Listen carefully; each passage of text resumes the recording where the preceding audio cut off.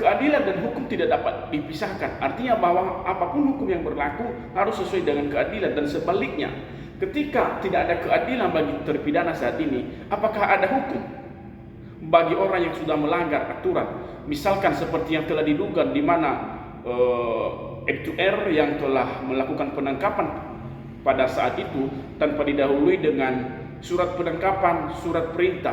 Namun apakah ada hukum untuk dia? Di mana keadilan? Selamat sore kepada seluruh rakyat netizen Republik Indonesia. Teman-temanku, kembali kita membahas ataupun mengulas kembali kejadian peristiwa pembunuhan di Cirebon, korban Vina dan Eki, di mana teman-temanku pada 7 terpidana saat itu kemarin telah mereka mengajukan peninjauan kembali. Dan seperti pada awalnya pernah saya berkata kawan-kawan bahwa mustahil akan dikabulkan peninjauan kembali ini, kemungkinan besar itu tidak akan mungkin. Mengapa saya katakan bahwa saya menilai, saya juga memikirkan sesuatu hal yang lebih panjang, di mana bahwa ketika itu ada putusan suatu peninjauan kembali itu untuk membebaskan semua terpidana, maka ada resiko bagi negara dan suatu pertanggungjawaban negara. Jika mereka menuntut rehabilitas ganti kerugian itu, ya wajib negara untuk mengabulkan hal tersebut ataupun mengganti kerugian yang sepanjang mereka ataupun yang semasa mereka alami pada saat menjadi terpidana. Namun alhasil teman-teman, bahwa 7 terpidana itu, peninjauan kembali mereka itu ditolak oleh Mahkamah Agung Republik Indonesia. Tentunya menjadi kontroversial bagi kita, banyak pandangan hukum, ada apa dan kenapa mereka bisa sampai ditolak kembali gugatan PK mereka. Sedangkan apa upaya hukum yang telah didasarkan ataupun yang telah disampaikan oleh beberapa pengacara, termasuk Farhad Abbas, termasuk Otto Hasibuan pada saat itu, dan beberapa pakar hukum yang sudah terlibat di dalamnya menjadi tim kuasa hukum terpidana, namun gagal untuk mengupayakan hal tersebut ataupun mereka tidak dapat mengupayakan. Karena pada saat yang saya dengarkan berita itu, adanya suatu dissenting opinion dari Mahkamah Agung ataupun dari Majelis Hakim pada saat itu, bahwa mereka ataupun novum yang diajukan itu bukan novum yang sebenarnya. Lalu novum yang sebenarnya sesungguhnya itu ada apa?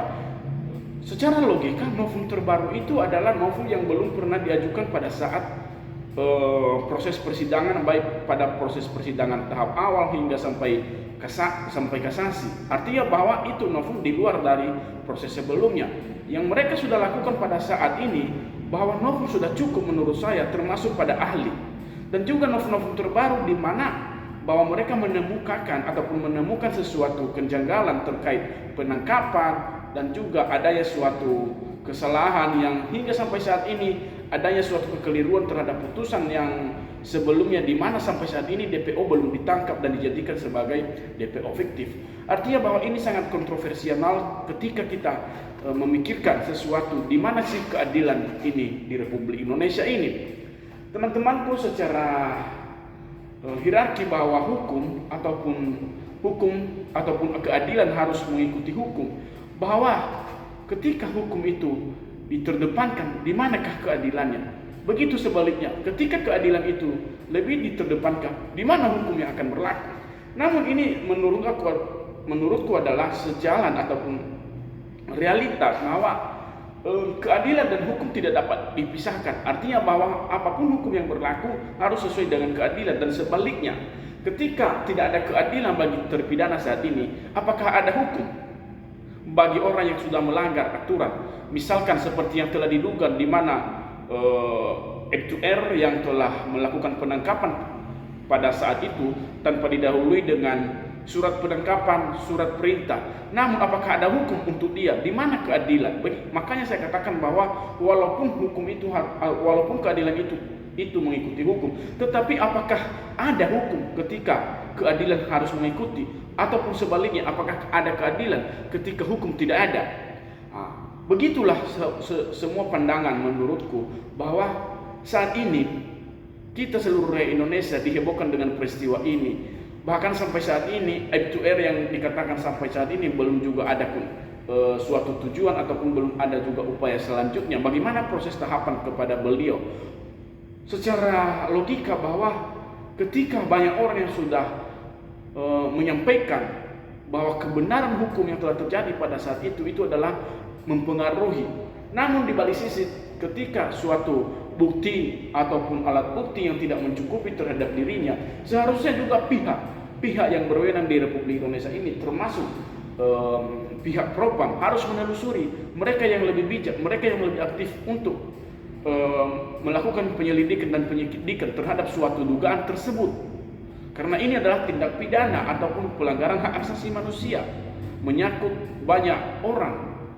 Kemudian teman-temanku, bahwa sangat kita kecewa ketika saat ini kita telah melihat ataupun kita telah mendengarkan putusan tersebut. Namun hal ini kita kembalikan lagi, bagaimana upaya selanjutnya.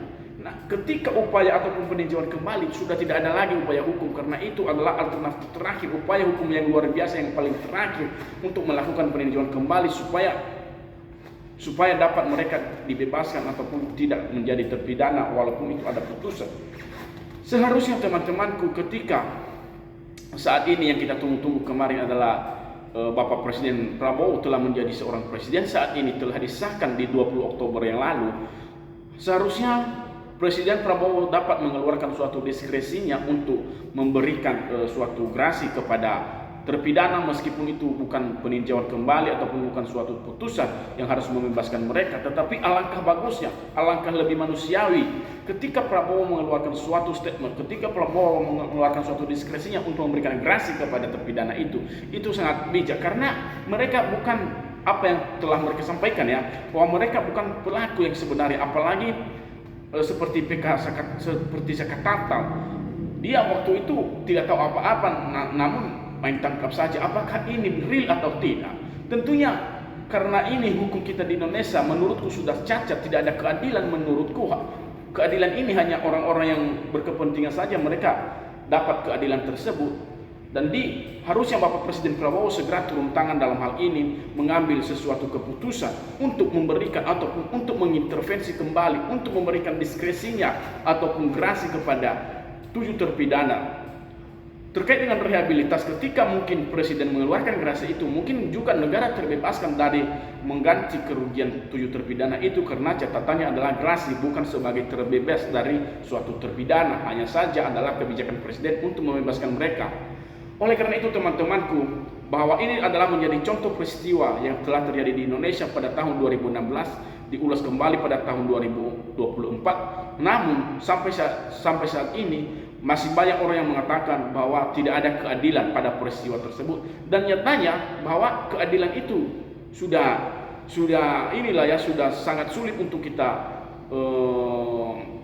mendapatkan, apalagi kita orang yang tidak punya, sangat sulit kita untuk mendapatkan, untuk dilindungi hukum di Indonesia ini. Sedangkan hukum di Indonesia ini sangat banyak sekali, tetapi penerapan oleh oknum-oknum tertentu selalu diabaikan, selalu dipelajari, selalu dilakukan penyelundupan hukum di dalamnya, sehingga masyarakat awam yang tidak mengerti apa-apa, mereka itu yang menjadi korban. Ini menurut aku tentang hukum Republik Indonesia ini. Mendingan hukum ini ataupun hukum di Indonesia ini dirubahlah sistemnya, jangan menjadi hukum sistem civil law, jadikanlah hukum seperti common law, bahwa boleh dong hakim memutuskan sesuatu itu ketika dia melihat, meskipun itu tidak tertulis, dan boleh dong para pengacara dapat bergabung untuk berunding ketika pada masa proses pengadilan ataupun proses persidangan, biar adil Republik Indonesia ini. Itu sih menurutku yang paling terakhir.